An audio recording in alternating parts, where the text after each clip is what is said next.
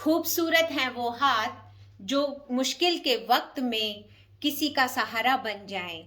खूबसूरत हैं वो हाथ जो किसी की मुश्किल के वक्त में सहारा बन जाएं। खूबसूरत हैं वो जज्बात, खूबसूरत हैं वो जज्बात जो दूसरों की भावनाओं को समझ जाएं, जो दूसरों की भावनाओं को समझ जाएं। खूबसूरत हैं वो आंखें, खूबसूरत हैं वो आंखें जिनमें किसी के खूबसूरत ख्वाब समा जाएं, जिनमें किसी के खूबसूरत ख्वाब समा जाएं। खूबसूरत है वो दिल, खूबसूरत है वो दिल जो किसी के दुख में शामिल हो जाए, जो किसी के दुख में शामिल हो जाए। Welcome back to my channel. आप सब कैसे हैं? उम्मीद है कि आप सब खुश होंगे, मस्त होंगे, स्वस्थ होंगे, खूबसूरत होंगे।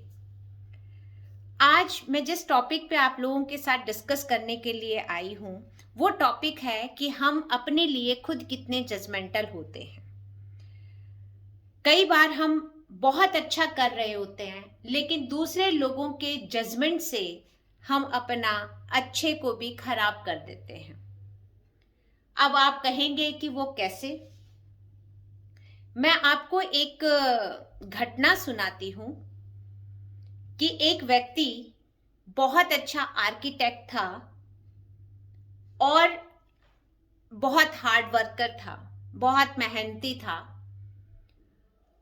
दिन रात अपनी मेहनत से अपनी फील्ड के अंदर नाम कमा रहा था और उसको लगता था कि जितने भी लोग, जितने भी ग्राहक, जितने भी क्लाइंट, जितने भी कस्टमर हैं मेरे, वो सब के सब मेरे से बहुत खुश हैं, बहुत सेटिस्फाइड हैं। एक दिन क्या होता है कि जब वो जा रहा था तो कोई 4-5 लोग इकट्ठे खड़े हुए कुछ बातें कर रहे थे। उसने उनके मुंह से अपना नाम सुना तो वो थोड़ा सा रुक गया और उनकी बातें सुनने लगा। उसे उम्मीद थी कि वो एक बहुत अच्छा आर्टिस्ट है, बहुत अच्छा एक आर्किटेक्ट है और उसके क्लाइंट सारे खुश रहते हैं, तो वो उसके बारे में अच्छी बात कर रहे होंगे। लेकिन हुआ इसके जस्ट विपरीत।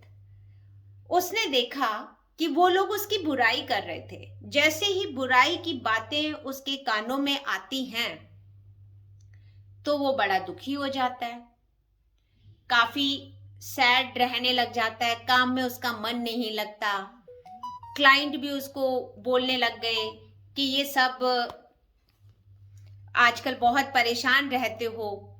घर में बीबी बच्चे भी परेशान की पापा बहुत दुखी हैं। बीबी भी पूछने लगी कि क्या बात है, आजकल आप ढंग से ना तो खाना खाते हैं और न ही ढंग से कोई काम कर रहे हैं, दुखी रहते हैं, चिंतित रहते हैं, क्या बात हो गई?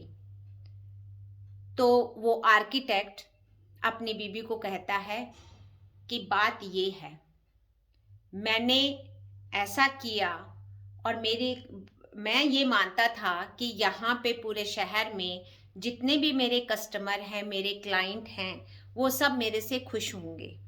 लेकिन मैंने मेरी बुराई सुनी और मैं उस बुराई को दिमाग से नहीं निकाल पा रहा। मुझे लगता है कि सब लोग मेरी बुराई कर रहे हैं। और उसने कहीं पे भी कोई लोग खड़े होते थे, भीड़ होती थी, कोई हंस रहा होता था, चाहे उनका विषय कोई और था, लेकिन उसके दिमाग में एक ही चीज फिट थी कि ये सब मेरी बुराई कर रहे हैं, मेरे पे हंस रहे हैं और ये मेरे बारे में ही बात कर रहे हैं। अब उसकी बीबी हुई काफी परेशान, तो उसने कहा कि ऐसा करिए, पास में ही एक बुद्धिजीवी व्यक्ति रहते हैं, आप उनके पास जाइए, संत जी के पास में, और उनकी समस्या, अपनी समस्या उनको बताइए।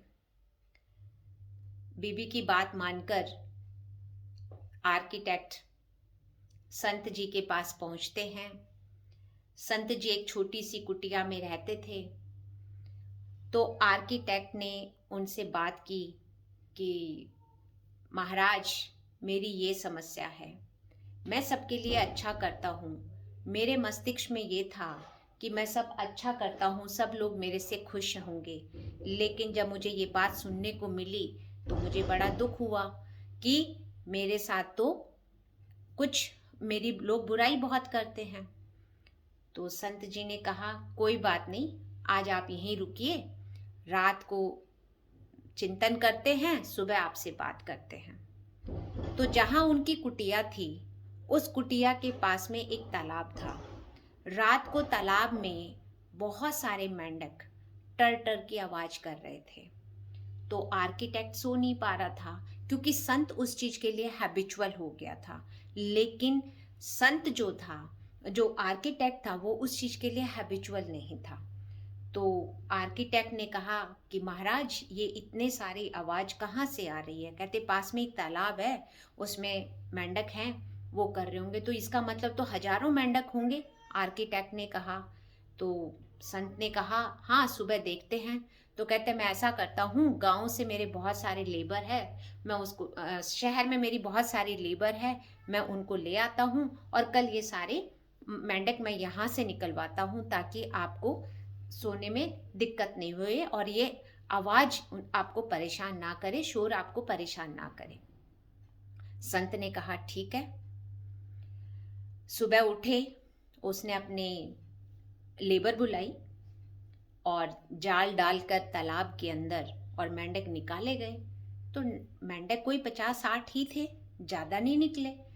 तो आर्किटेक्ट ने कहा कि महाराज, रात को तो लग रहा था कि हजारों मेंढक हैं, लेकिन अब तो ये 50-55 ही निकले।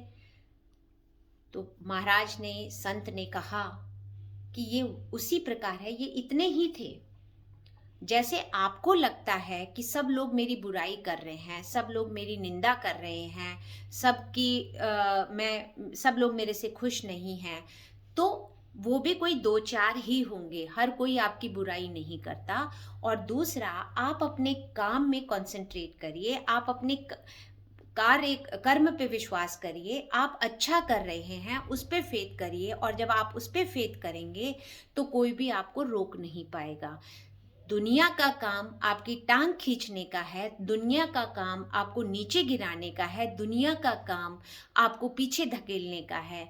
आप ही हैं, जब आप ही अपने आप को गलत जज करने लग जाएंगे, लोगों की नज़रों से अपने आप को जज करने लग जाएंगे, तो आप आगे कैसे बढ़ पाएंगे? तो इसके ऊपर आप चिंतन जरूर करिएगा।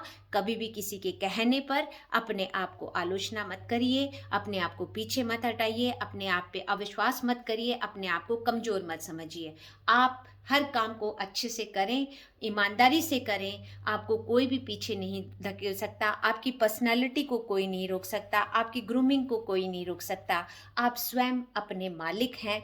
आगे बढ़ते रहिए, खुश रहिए, बिंदास रहिए। Bye bye, take care. अगर आपको मेरा वीडियो पसंद आया हो तो इसको लाइक, शेयर एंड सब्सक्राइब जरूर करिएगा।